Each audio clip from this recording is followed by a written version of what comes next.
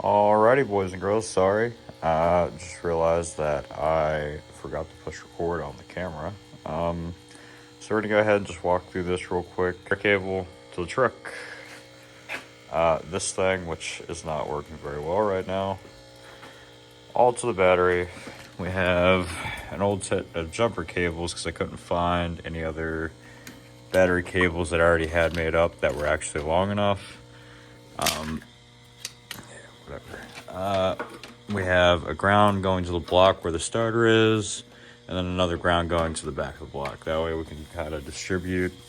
Both the ground clamp from the truck and from the starter are both hooked up down here. Getting ready to check and see if we have spark.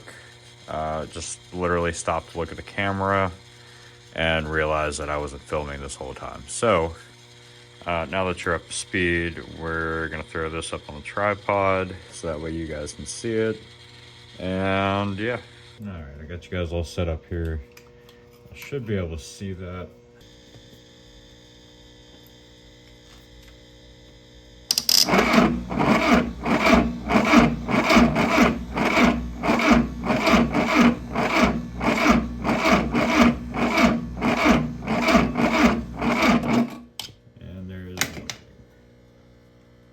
That's also what I mean by the battery charger slash jump pack is not currently working very well with me. I don't know exactly what's going on, but it is only putting out about 25 amps. And I've tried it a whole bunch of different ways, and regardless of whatever I do, it will only put out 25 amps. That is it.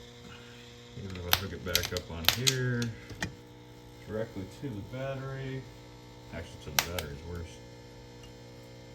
Oh no, it's about the same. Yeah. It does not want to cooperate. To figure out why we're not getting any spark, and I do think I know why, and unfortunately I think we're gonna have to pull off the flywheel in the front and probably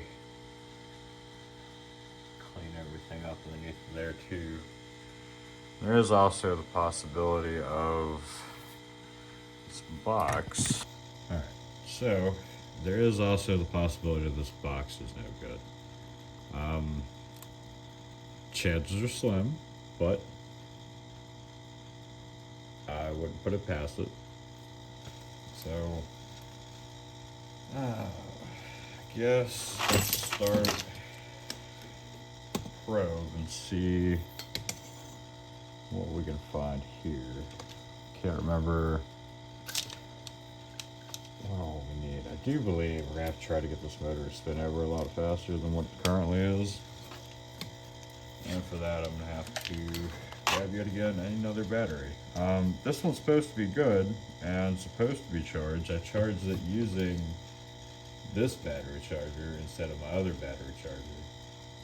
I probably should have used my other battery charger because I think this one's starting to go bad. Let's see. So, good there. Good there. Good there. I can't remember where that one goes.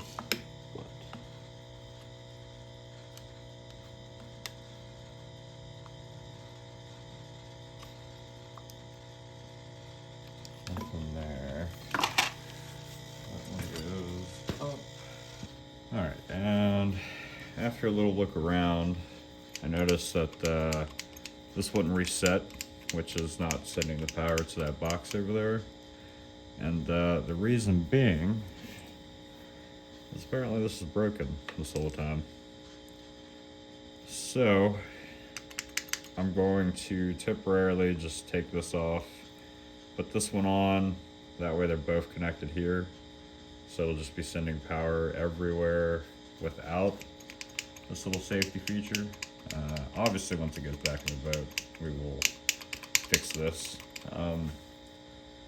Currently, not that worried about it. If it starts up in here, it's not going to run very long. So yeah, let me go ahead and do that real quick. Alright, so we got that taken care of. Both of them are just strapped to each other. Tighten back down. So, slide back over the other side and see if we're getting more power anywhere else.